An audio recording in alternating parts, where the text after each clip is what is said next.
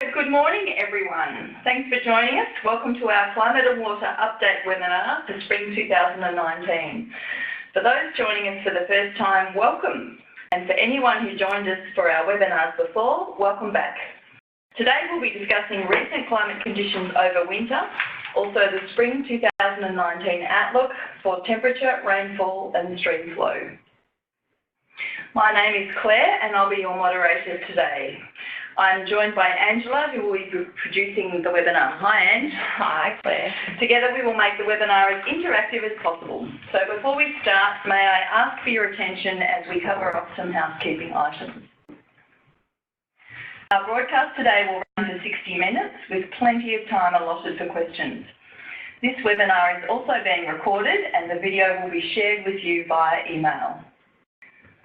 For first-time webinar attendees, please see some helpful tips on your screen. Most importantly, please use the chat box when you want to send us questions or feedback. There's a Q&A box, but we're not using that one, we're just using the chat box. If you want to test it out, by all means, say hi to us and send us your name just to try it out. We'd love to hear from you. In response to some other feedback we had from previous webinars, here is some information on how to participate in our polls. So we'll be running 2 of them today. When the poll's in motion, you'll see a set of questions to the right on your webinar screen.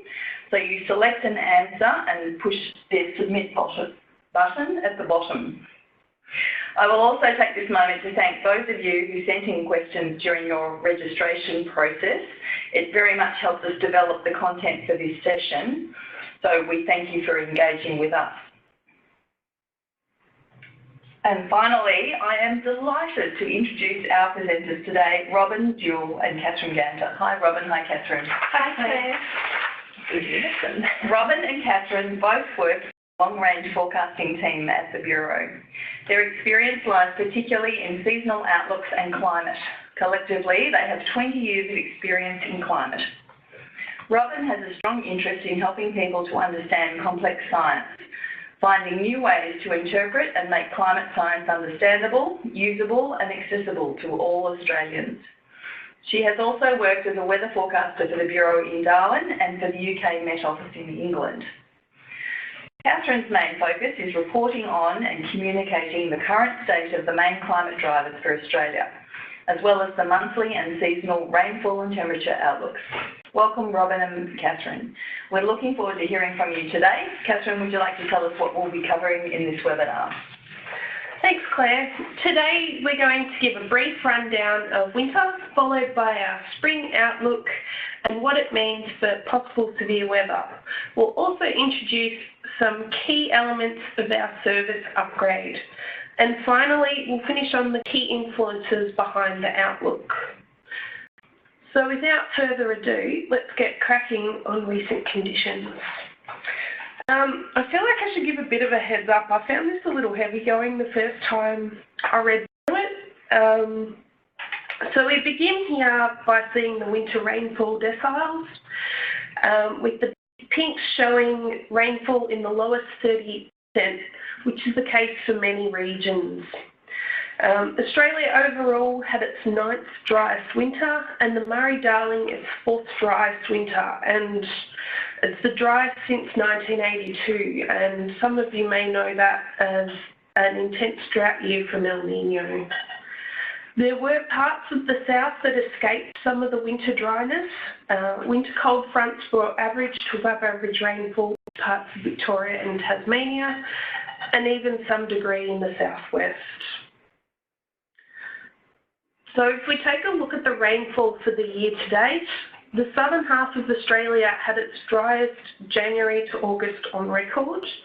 So by this I mean if we split Australia in half using that same line as the South Australia Northern Territory border. It's also the 3rd year of very dry conditions for New South Wales and southern Queensland. In terms of winter days, we saw our 6th warmest for Australia, with northeast New South Wales and parts of the Kimberley seeing their warmest winter days on record. So that's that deep orange colour. And given the exceptional January that we had, it's not really that surprising to see that our year-to-date maximum temperatures for Australia remain warmest on record. Minimum temperatures. We saw a lot more variation with minimum temperatures, and there were some cold, frosty periods in parts of inland Australia. So we can see here overall it was a much more average winter for many areas. If we take a look at soil moisture, our earthy sponge, August saw below average root zone soil moisture continue in many key agricultural areas. So root zone is the top metre of soil, funnily enough where most of the roots are. Who'd have thought? We can also see more average levels of root zone moisture in parts of the southeast, so particularly there in Victoria.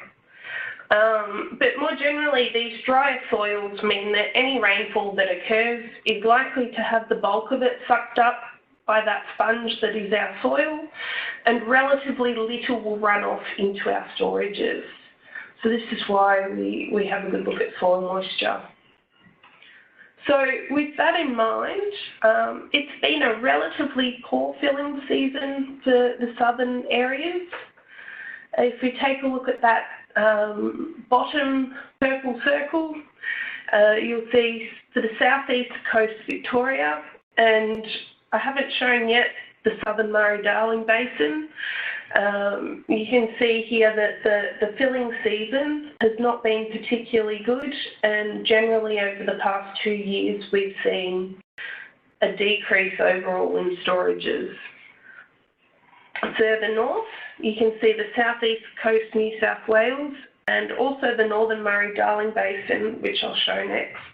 They both continue to fall, and you can see here it's just a downwards trend. Some will know the desal plant in Sydney is now on, and the city is on water restrictions for the first time in 10 years. In fact, they've actually been on water restrictions for all of winter. So if we take a closer look at our Murray-Darling Basin storages, this is one of the questions that we were asked. You can also see here on this plot on the left, that black line, it delineates the north and the south regions. The smaller storages, which are those little blue colours in the south, are doing relatively better. But up north, we can see the situation's not great. Those browns all indicate the storages are all below 20%. And if we take a look at this 10-year plot on the right-hand side, the northern Murray-Darling Basin is actually worse than at the end of the Millennium Drought, which is shown there at the start of that time series. I'll just see if I can get my arrow there. So this is the end of 2009 here, so the end of the Millennium Drought. The south, which I've shown here at the bottom, isn't quite so dire, but it's a bit closer than I was imagining. We've also seen an early start to the bushfire season for northeast New South Wales, and that started on the 1st of August for areas in the mid-north coast, New England, northern tablelands and the southeast. And there's 5 permits are now needed to light fires for those areas. There's also been bushfires in southeast Queensland in the last day or so that have popped up in the news. So to summarise, it's been warm, it's been dry, and we've had some early bushfires for the winter. This is the position we are finding ourselves in come the start of spring. So we're not in a great situation at the moment. Okay, thank you, Catherine, for kicking off our presentation today. And though the news hasn't been great so far, we still appreciate you sharing your insights with us.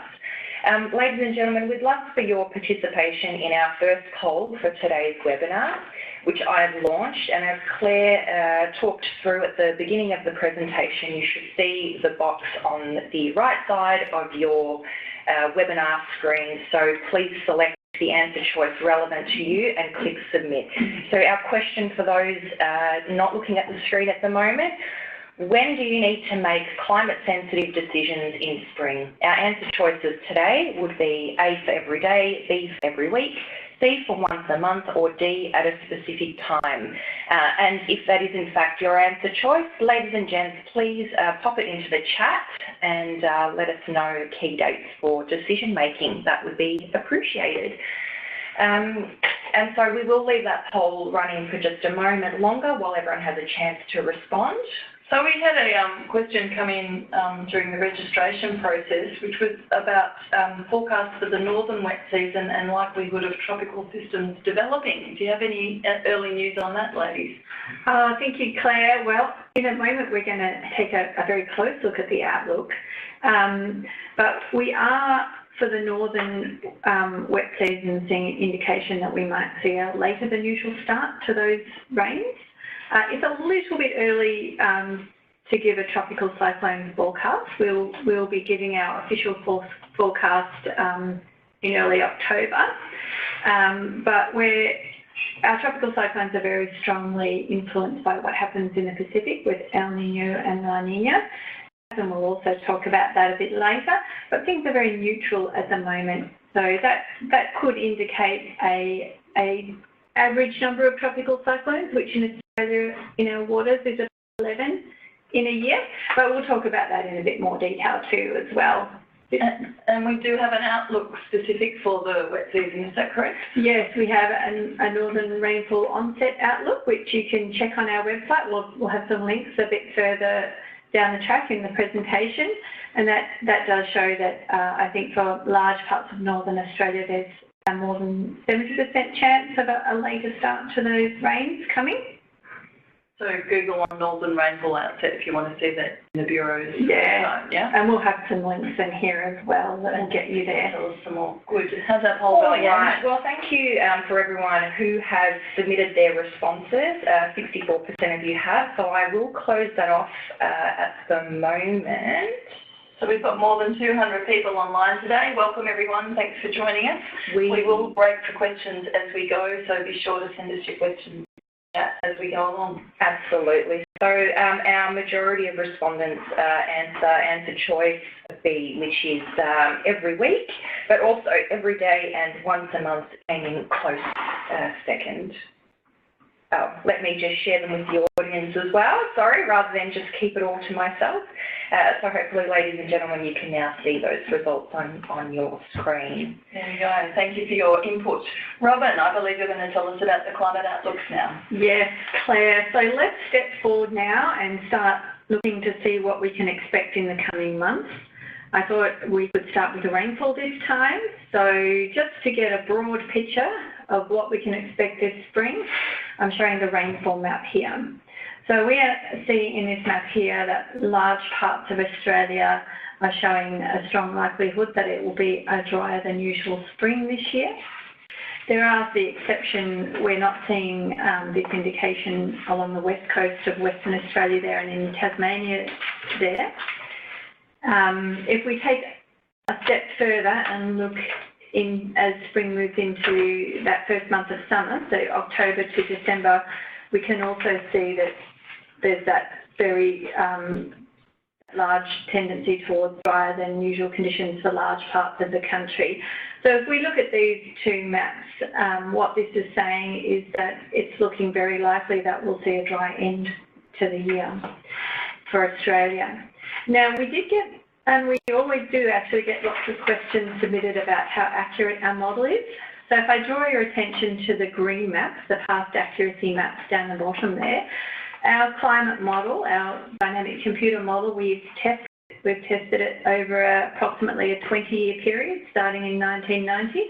And this map here shows how well the model has performed in the past at forecasting for these forecast periods. So everywhere where it's green, the model has performed well. but those areas where it is white is where the model hasn't performed so well. So we always recommend that you check in with the past accuracy maps before using a climate outlook, and where the areas are white, to use the outlook with caution. And I've put a link down the bottom there so you can read more about how we measure the past accuracy of our model. And I should mention as well, accuracy changes by location, by time of year. So it is something that always needs to be checked in with. Now let's see if we can get a little bit more insight though into what will happen inside of spring. So to do this today, I'm showing the map for the outlook for the separate months of September and October. So what this tells us is that the strongest signal for dry is in October, but we also see a strong signal in September. There is an exception though in September. So for southwest Western Australia, we see some green on the map there. This indicates it's actually likely that it'll be a wetter than usual start to spring in southwest Western Australia there. And if we look across southern Victoria as well, we're not seeing that drier trend in there, and also in Western Tasmania as well. There's a little bit of green there. It's a whole lot of brown in October, isn't it? There's a lot of brown. Does that mean we won't get a day of rain in October? It doesn't mean that we won't get rain, especially in the south. It's spring, so it is normal for us to get fronts coming across. It just means that we're quite likely that we'll see less rain than we usually do. So this is saying that although the start of spring, Western Australia and some parts of the south may fare okay, it does look like there will be an earlier end to the southern growing season this year. And as mentioned earlier, we're looking at a later than usual start to the northern growing season as well this year. So what does this mean for our runoff and our stream flows, a dry outlook like this? And also keeping in mind what Catherine talked about, that it's been a very dry start to the year. We see at the forecast locations for stream flow that most are yellow, so that means low flows are forecast at most locations this August to October, which is due to that very dry start to the year at these locations and also the dry outlook. There is exceptions though for runoff and stream flow, and that's in northern Queensland. So we see near median to high flows forecast there. So earlier this year in the wet season, there was a huge amount of flooding rainfall that fell in these areas, and that takes many months to work through the system there. So despite a dry outlook, that's why we still see higher flows there. And in the southeast, we also see many areas with near median flows and some high flows predicted. As Catherine mentioned earlier, in parts of Victoria and Tasmania, many areas did actually get their average and in some conditions above average rainfall there, and soil moisture is quite high in some of those locations down there. So that's why our stream flow outlook is forecasting flows displayed in this map here. Again, there's links down the bottom, so if you want to really zone into your location and get more details for where you are, you can do that on our website. So let's turn now to temperature. So let's start with maximum temperature. And again, the first map here is the spring outlook. And that is a very emphatic forecast there, with most of the country an 80% chance of being warmer than average this spring. But again, there is the exception in southern Victoria and Tasmania there. If we take a step a bit further and start looking into the first month of summer, October to December outlook is a very similar picture. So for most locations, we're looking set to see warm days for the end of the year this year. So for maximum temperature, I did take a look to see if there was any more insights that we could get into what will happen within spring. What I'm showing here is a map for mid-September for 1 week. So that's the week after next, starting the 14th of September. And in this week, we are actually seeing an indication of a warm spell. So the map I showed previously was the chance of exceeding median. This map here shows how much above median or the average that the maximum temperature is likely to be. And in this week, we're looking at temperatures more than 3 degrees above average in some locations. So this is something to watch out for the week after next. Central and Eastern Australia, we see an indication of a warm spell there. Interesting. Very. What about minimum temperatures? In some ways it's similar for spring, where we see a large areas of Australia looking set to see warm nights, but the exception is the south there. And in the north as well, we're not seeing a strong indication there as either. If we take that step forward and look into summer, we see a similar pattern, those warmer nights becoming more likely though for more places as we go into the summer there. And again, if we break that down into the separate months of spring to get a little bit more insight there, if I draw your attention to October and to the southeast there's a lot of blue on that map there. So that's actually indicating that overnight temperatures are likely to be cooler than average in October. So that's a bit of a red flag for frost, I think, an increased risk of frost there. It's not unexpected when we have an outlook of less cloud and rain than usual. You have clearer skies, and with clearer skies you get more sunshine during the day and warmer days, but clearer skies increases the risk of frost overnight. So although we don't see that blue on the map either in September, this maps your chance of exceeding average minimum temperature.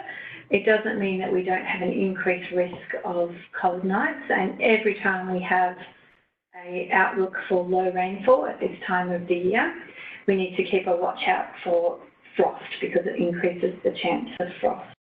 Sorry, Robin, Rebecca's just told us your flight is maximum, but it's actually minimum. Oh, that's an error. It should say minimum. That's a fantastic Sorry. pick up. We must have been whizzing through everything too fast. Thanks, Rebecca. Please go on. We'll make sure that's corrected when we When we send out the presentation and the recording. Thank you. I'm glad people are watching though, paying attention. Absolutely. Just before you continue, I see there's a lot of climate driver questions which we will get to after the Outlook section. Yes, we have a whole section dedicated to that, so hopefully we'll answer your questions when we get there. So what does a warm and dry outlook mean for bushfire? As Catherine mentioned, we've already had some bushfires already along the East Coast burning now. The Bushfire Natural Hazards CRC and AFAC have put together a bushfire outlook, which takes into consideration the Bureau's outlook, but it also takes into consideration other things like the dryness of the fuel, the amount of fuel, and what prescribed burns have happened already this year. Those areas which are in a normal fire potential, this doesn't mean there's no risk, it just means you've got your normal risk you have every year if you're in a bushfire region. But where it's red, this means this is where we need to keep a very close eye on these areas this year. This is where the risk is increased this year. That's large parts of the east, including eastern Tasmania, and other parts of the south like Kangaroo Island, Eyre Peninsula, and parts of southern Western Australia there. So a dry and warm outlook and what that means for bushfires, we've talked about that, but in terms of other severe weather, obviously this means that areas that are currently experiencing drought are not likely to see relief this spring, and it does mean that areas which are close to drought conditions, we may see those conditions worsen as well over this period.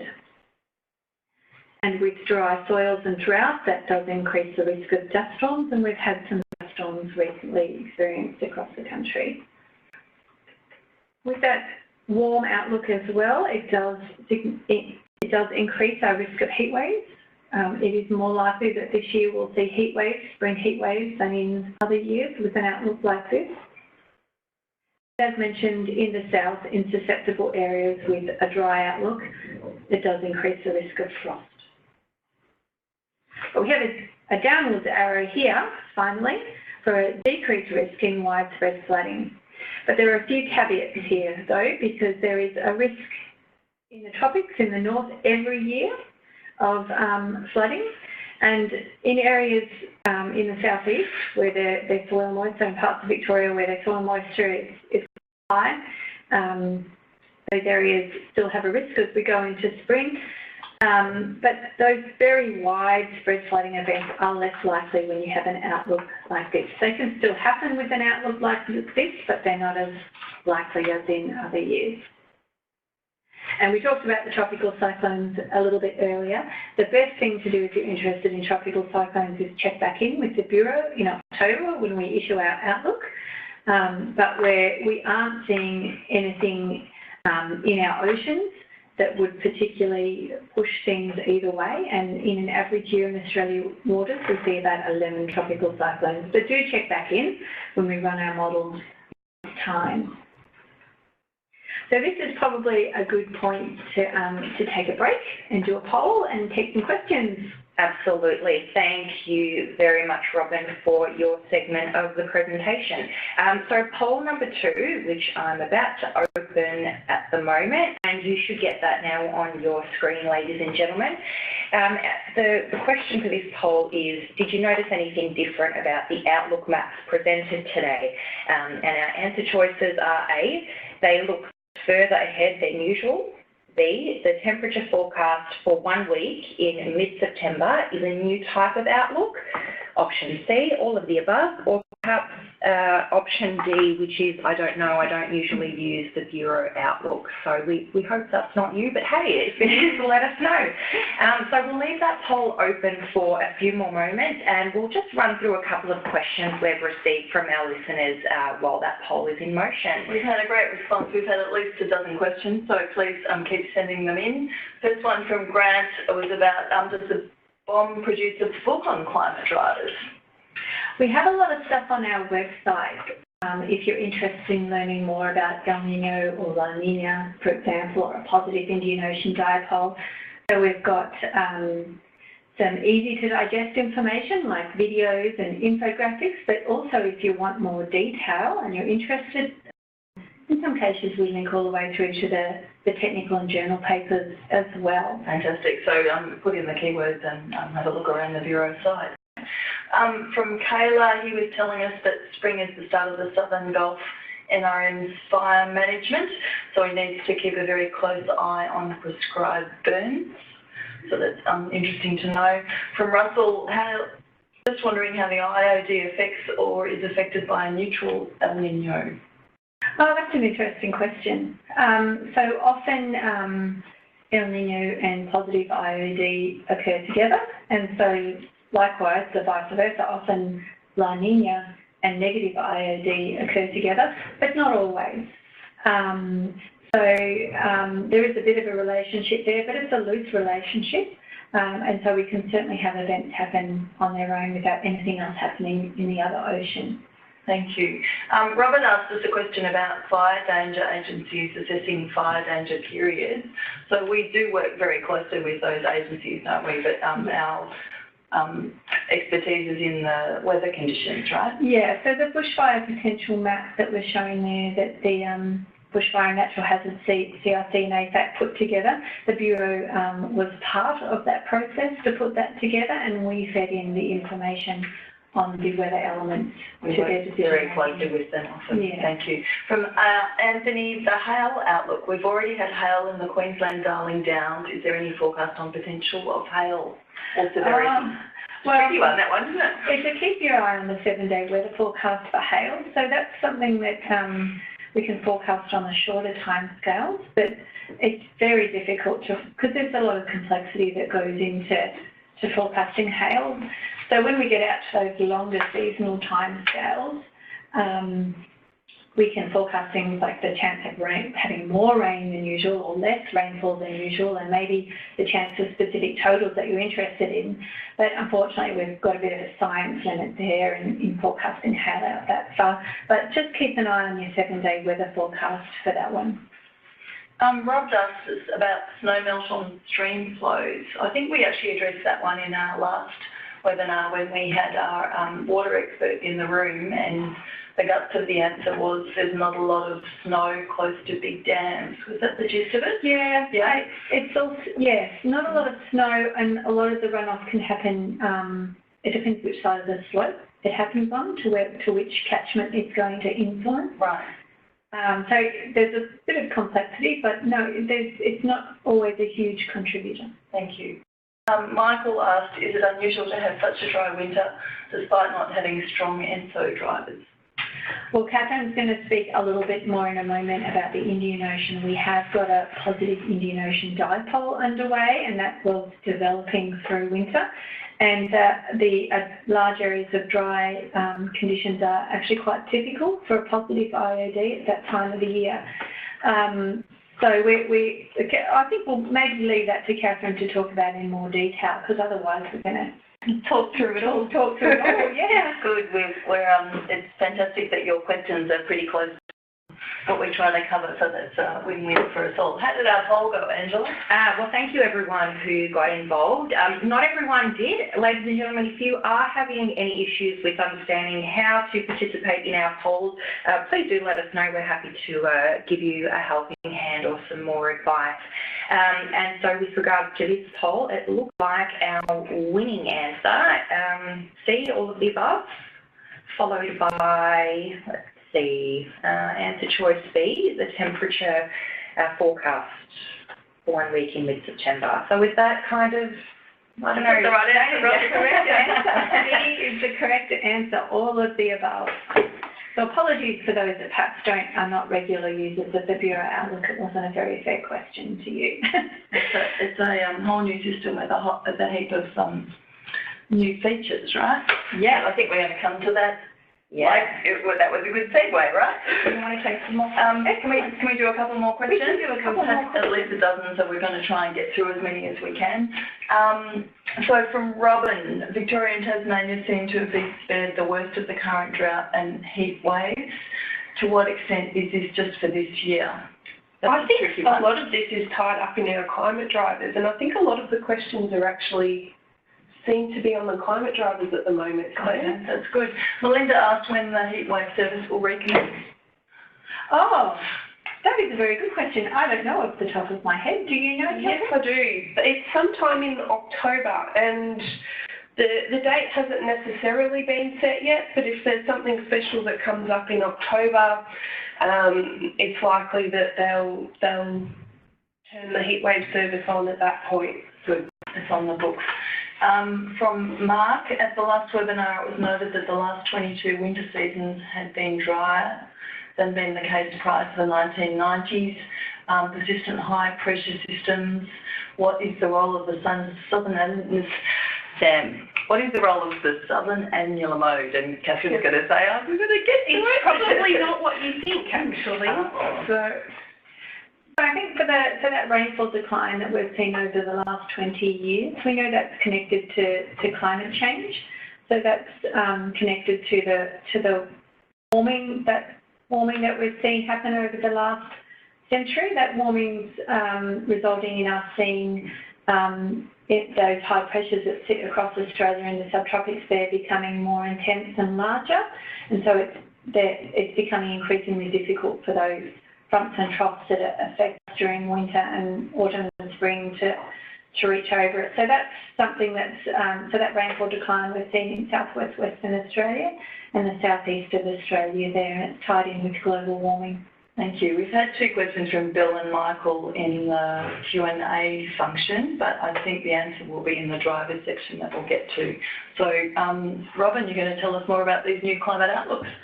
Yeah, I'll take just a little moment to talk about the upgrade that we've done to our service before I hand it off to Catherine. So we are producing more outlooks as of a week ago. So most of you would be very familiar with our 7-day weather forecast, and we have been providing seasonal forecasts for many years, since the 80s as well, for the season ahead and also the months ahead. Now what we are doing is we're filling that gap between the 7-day weather forecast and those seasonal and monthly outlooks, and we're providing forecasts now, probability forecasts for next week and the week after, or the fortnights following. one thing that we've also added to our service as well, another season. So we're looking a little bit further ahead now. So I presented some of this today for the first time, these new types of forecasts. I'm not sure if it looks like some people have noticed. So looking a bit further ahead means that, say, for example, if you're interested in summer, our complete summer outlook will now be available, our first look in October now, instead of November. So lots and lots of new outlook periods. So our website still looks very similar, the look and feel is the same, but we've made some changes to the way you select your time period of interest here. We also have introduced a new type of outlook.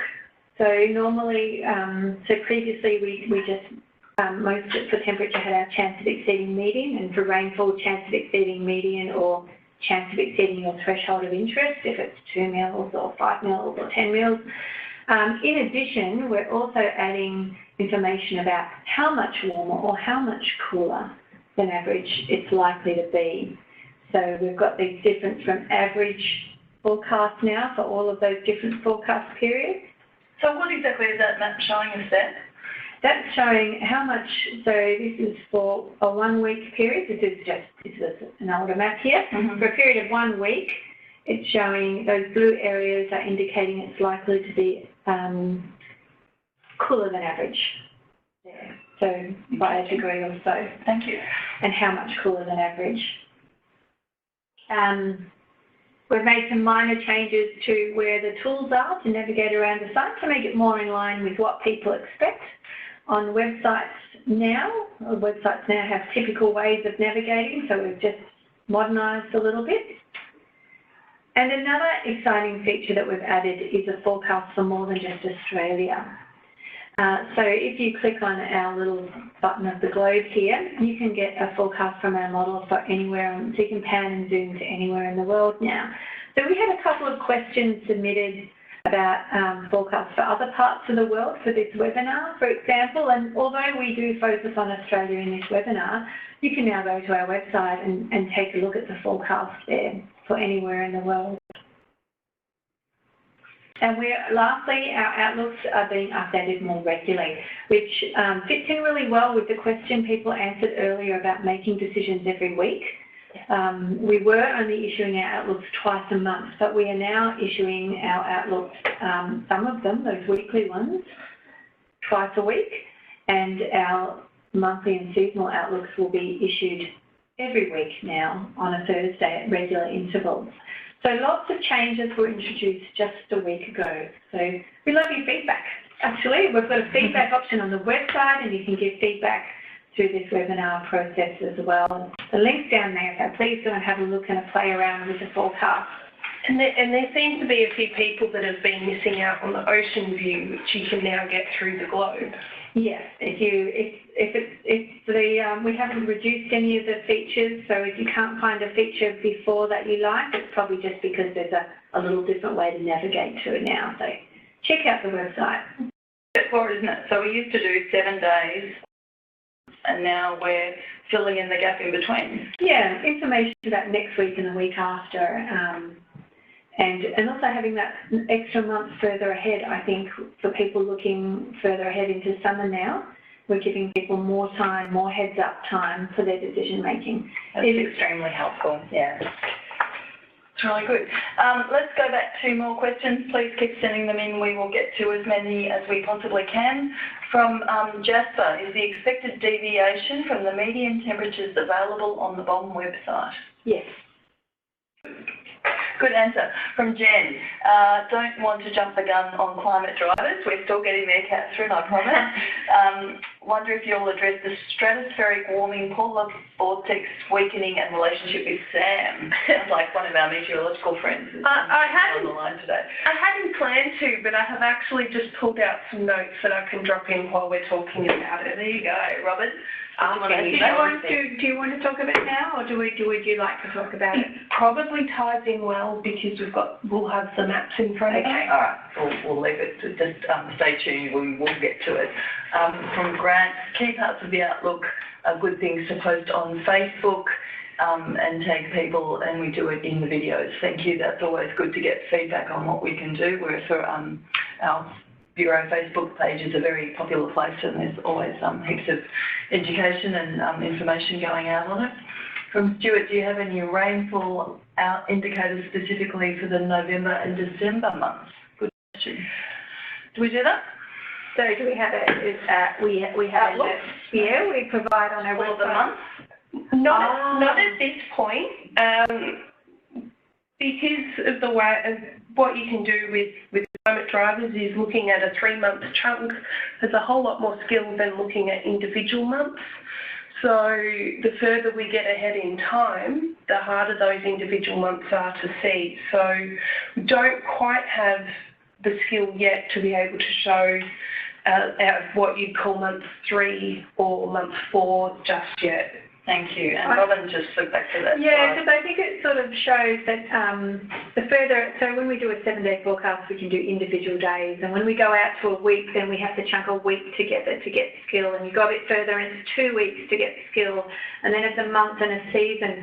So it's just how much and then when you look at climate change projections, you're clumping even bigger periods together. So we naturally understand that the further out you look, the harder it is to forecast. But to get skill, we just clump more time together, and that's how you can provide a skillful forecast and see further ahead. We do what we can, because people are always asking us for more in the weather space.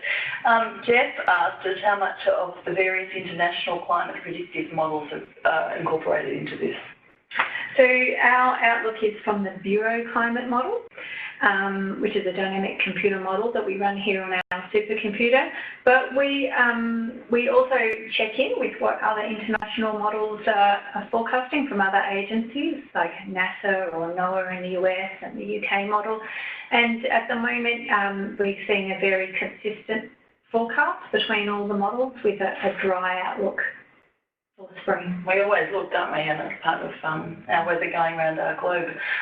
From Melinda, is it possible to include the Twitter image on the official fire weather warnings? We're all looking a bit blankly on that one. I know the Bushfire and Natural Hazards CRC did that tweeted the Bushfire outlook. Right. Maybe we can send her that. Yeah, and it was in the video, and I'm pretty sure that it was on our Bureau Facebook page as well. Luke Chappell, another learned meteorological friend by the looks of it, talk about sudden stratospheric warming in the Antarctic and how it could deliver some strange weather events. How might this affect Australia? Well, maybe we'll just chat about it quickly because we've had a couple of questions, and it has been in the media a bit. So we normally have a belt of vortex of westerly winds that goes around Antarctica, and that's where our cold fronts, they come in those roaring 40s. So what our models are predicting, not just the Bureau's model, other international models, they're indicating that that vortex is likely to weaken over spring. Weaken to quite abnormally, to the extent which we haven't seen since 2002. And when these winds weaken, we get warming in the stratosphere. And when we get that warming in the stratosphere and that weakening of the winds, we tend to see a relaxation, and those rain-bearing westerlies can come a little bit further north. So in wintertime, when those westerlies come north, that means we see an increase in rainfall, which Catherine will talk about a bit more, which we have seen in Victoria and Tasmania. But when this happens in autumn, we often see over Australia more dominant high pressure. We're dominated from that subtropical ridge, and you can actually see warmer and drier conditions over New South Wales and Queensland. More effect in autumn. There's so many factors at play, isn't there? Yeah, can you mean in summer? Oh, sorry, spring. We're talking about spring. If I mentioned autumn, that was a mistake. Oh, thank you. So we're talking about spring here. Cool. Thank you. Catherine, you must tell us about Climate Drivers because everyone's asking. Let's go on. Okay, so we've had a lot of questions about Climate Drivers both before and during the webinar. So El Nino has remained neutral and it's likely to remain so. So today I'm going to focus on two key influences, and fortunately that's where the bulk of the questions have been, the Indian Ocean Dipole and the Southern Annular Mode. So those two characters there. So at the moment we have a positive Indian Ocean Dipole, and this has cooler waters closer to Australia and warmer waters further west in the Indian Ocean. The focus of cloud and rainfall therefore shifts away from Australia further west. And actually this pattern is pretty clear at the moment. In our latest weekly sea surface temperatures, we've got average to cooler than average waters up here near us, and further west we have the warmer than average waters. Now, while this hasn't perfectly aligned with our IOD index at times during the winter, this pattern has been largely consistent since May. And we can actually see it pretty nicely in this black observation line here. The index, when averaged over the month, has been pretty close to our plus 0.4 threshold since May. And forecasts indicate that we will be in this pink positive IOD range for spring, and then any IOD event that's in place then rapidly decays with the arrival of the monsoon in the southern hemisphere, and that's usually around the start of the summer.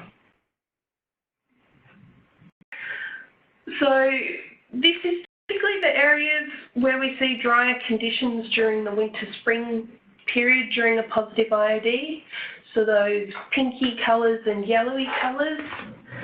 And in fact, you can see this quite clearly in the the winter rainfall. I've now got my seasons confused. And you can see they're pretty similar. However, we have one spot that doesn't quite align, and there's a reason. So the Southern Annular Mode actually came into play this winter. A negative phase of the Southern Annular Mode pushes our belt of westerly winds further north than usual. So these are the westerlies that contain our cold fronts and troughs, and so brings more rainfall than usual to southern parts of Australia. So in this infographic type picture on the left, you can see those green areas that show wetter than normal areas. And in terms of the SAM, we have had a few periods during winter where SAM was negative, so where I've circled it, so parts of July and parts of August. And what this done is it's likely to have offset some of the positive IOD in the far south, but it could have intensified some of the dry conditions somewhat further north. And that's because parts of New South Wales, if those westerlies are further north, you actually get increased dry flow from the interior.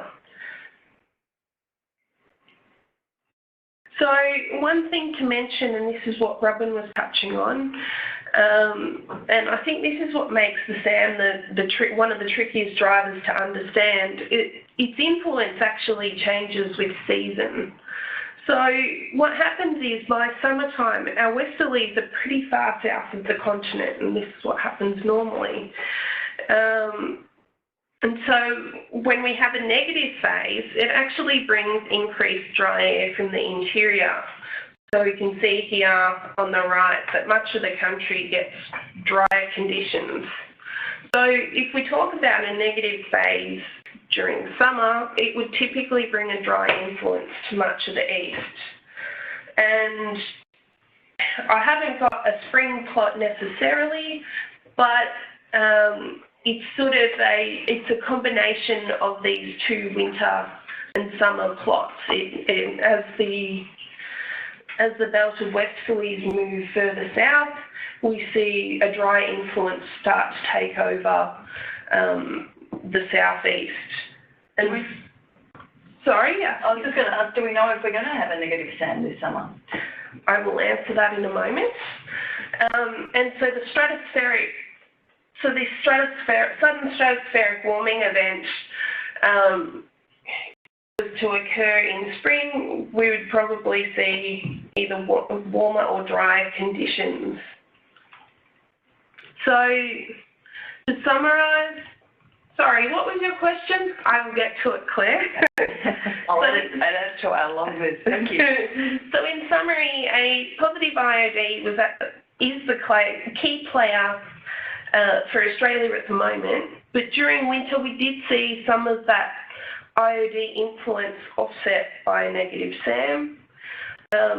Unfortunately for us, SAM can really only be forecasted accurately about 3 weeks in advance. So we have a lot of troubles when people ask for a seasonal forecast of SAM. We don't really have the skill in being able to show a SAM forecast. There is a bit of a link with it, with El Nino and La Nina in late spring, but other than that, it's really only 3 weeks in advance. And just one thing we must also not forget, that we also have our long-term warming trend, which is influencing our overall climate. And for Grant, you asked us about more information on drivers. That's probably the top 3 for Australia, right? ENSO, SAM and IOD, and we've got heaps of information on the Bureau site. And Julie in observation as well. Oh, here in the north. Yes. Yeah, you're absolutely correct. Thank you. That one as well. How are you going, Catherine? Are we good for some questions? Yes. Fantastic. Thank you, everyone. We will get to as many as we possibly can. Our next question was from Jeff, I believe. Yeah, sorry, we've got a big influx. Jeff, over here. Or hang on, we'll ask another way. As these models collectively become more reliable, can they be accessed to make risk assessments about the next year? Wow. We would. The further we go, the further we go. I know, we can always do better. So at the moment we're forecasting out to 4 months, because that's, so we do lots and lots of verification and testing of our model and how accurate it is before we'll release a forecast. So we're confident now that we can forecast out to 4 months with accuracy. So our research and development teams are always trying to push the boundaries. And we do an El Nino forecast out to 6 months and an IOD forecast. So that can give you a little bit more vision, a little bit further ahead on what might happen. There's certain things we know about drivers. So for example, we know when El Nino or La Nina develops. We know a typical life cycle of that is developing in winter, peaking at the end of the year and declining in the first quarter of the next year. So knowing that information can give you a little bit more of an indication what will happen further ahead. But at the moment, that's the scientific limitation. Also, supercomputing power plays a big part here. So at the moment, our model, our seasonal model, runs out to 6 months. To run it further than that, we'd have to make some compromises, increasing resolution or decreasing resolution and scheduling and things like that. It's very complicated, actually. Part of the fun and the challenge. Robin asked us, what sort of accuracy do these new forecast periods have? So the accuracy for every forecast provided, there's an accuracy map to match each of the forecasts that we provide on our website. So as mentioned before, it varies per location by time of year. So it depends where you are and which map you're looking at, but we provide them for all of the forecasts. So just check in on the website as part of your routine to using the forecast. Thank you. Supan asked us, how confident are you in the international modelling versus local? We have a state-of-the-art climate model that we collaborate with the UK Met Office to produce. So our model and so we've just recently upgraded our model a year ago. So we're really up there with the most up-to-date science with our modelling. So we're very confident in our model. But other agencies around the world also do provide excellent models as well. So through the World Met Organisation, we have a process whereby agencies can compare models and they all provide their accuracy and performance of their models. So there are other good models out there as well, but as mentioned, often is the case and is the case now, the models are all forecasting a forecast for spring for Australia. They're all telling the same story. We're getting quite a few questions on the accuracy of these new forecasts. So you've told us a few times there are accuracy maps on the web, and if it's green, absolutely, that means the accuracy is more than 70%. So we're not necessarily. So we've got a scale there, but anywhere where it's green, it means that you will do better using the model. It's performed better than if you used climatology for your guide for decision making. So we are trying to give you a bit more information than what the long-term average would be. Grant asked us, do you think that models will ever get to the stage where you can do detailed daily forecasts for the next 3 months? There's a challenge. It's interesting, that question, because I spoke to the Bureau Director, who was at the time when we first started issuing seasonal forecasts, and he said, I never thought that we would get our forecast so detailed as we do today. So who knows? Fingers crossed, we'll just keep working on it, hey? We had one more from Paul. Is the Pilbara region considered to be in drought, and is there any relief rainfall expected outside of tropical cyclone activity? Do we have an answer for that? Well, we have our cyclone outlook that's coming out next month. That'll help a bit. I can flip forward to the... So for the Pilbara region there, so we're not seeing necessarily a strong drying trend there, but we do know that the last wet season was particularly bad for that part of the world there. So we understand that that it's extremely dry, and not just this year. There's been other poor years and other wet seasons in recent years. So we know that this year the wet season is going to be really important. And if we look at the outlook map there, that dry trend isn't as strong over the Pilbara region as it is over some other locations. I guess it would be better if we had a lot of green there, and we were expecting a wetter than usual wet season. So we're not seeing that, but over the Pilbara, the outlook isn't as showing that towards dry as much as other locations. Thank you, and that's pretty much our summary for our spring outlook. Is there anything you wanted to add to that? No, so again, below average rainfall, above average daytime temperatures, a risk of frost in the south in susceptible areas, and that increased bushfire potential are the things to look out for this year, and check back in for our tropical cyclone outlook when it's released in October. So for more information. So for more information, we've got lots of links here that you can click through. Most of the information that we've presented today is freely available on our website. We love to engage with you on social media, so we have a hashtag there. So if you would like to have a chat with us on social, please do. For those, and I'm very aware that we couldn't get to all the questions because we had so many questions, which is fantastic. If you would like an answer to your question, we've got an email address here that you can submit your question to, so we can answer that for you. I've also copied that into the chat if anyone wants to click straight through. And I've just seen a seasonal stream flow forecast query. That is due to be updated on the 10th of September. Our next stream flow forecast for September to November. The question was about extending it beyond 3 months. It's probably a work in progress, that one.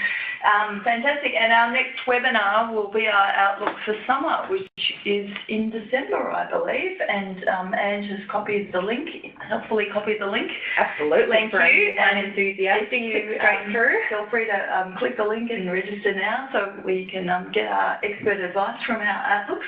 So that brings us to the close of our webinar today. As we talked about, please email us at helpdesk.climate@bom.gov.au if you have a burning question. And a very big thank you to Robin and Catherine for your time in developing the content and sharing your knowledge with us. And to our audience, thank you all for tuning in, for your great questions. We hope you enjoyed the session, got the best out of our experts. They gave us plenty to learn about and think about. We do hope you'll join us next time. If you would like to continue the conversation, please use the hashtag BOMWebinars in your LinkedIn. So So as mentioned earlier, this session has been recorded and we will have the video ready for your on-demand viewing pleasure in the next couple of days. So watch this space. Finally, but most importantly, we do want your feedback. It is our aim to bring you the highest possible quality webinars, but we can't do that unless you share your experiences with us. Once we close this webinar, a short survey will pop up on your screen, and we'd be very grateful if you could complete that anonymously for us. So thank you to everyone in the room, and thank you for everyone who participated. We look forward to seeing you again, and goodbye. See ya.